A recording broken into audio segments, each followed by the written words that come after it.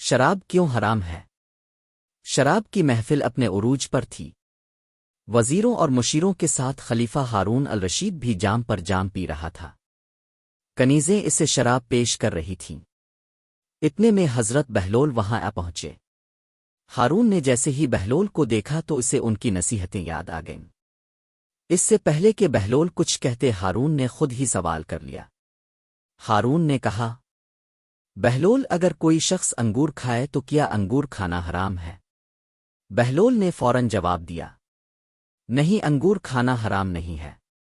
ہارون نے کہا، اگر انگور کھانے کے بعد پانی پی لیا جائے تو کیا وہ حرام ہے؟ بہلول نے جواب دیا، نہیں، پانی پینا بھی حرام نہیں ہے۔ ہارون نے کہا، اچھا، اگر انگور کھا کر اور پانی پی کر کوئی شخص کچھ دیر دھوپ میں بیٹھ جائے تو کیا یہ حرام ہو جائے گا؟ بہلول نے کہا، نہیں، اس میں بھی کوئی حرج نہیں۔ ہارون نے مسکرا کر کہا، تو پھر بتاؤ، اگر یہی انگور اور پانی کچھ دن دھوپ میں رکھ دیے جائیں تو وہ حرام کیوں ہو جاتے ہیں؟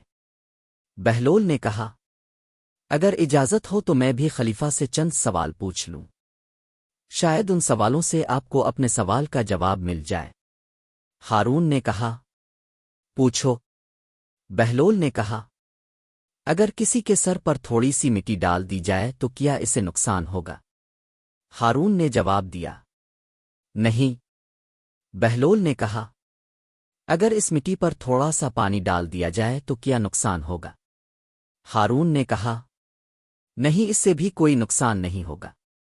بہلول نے کہا، لیکن اگر اسی مٹی اور پانی کو ملا کر اینٹ بنا لی جائے، اسے دھوپ میں سکھا لیا جائے اور پھر وہ اینٹ کسی کے سر پر ماری جائے تو کیا ہوگا؟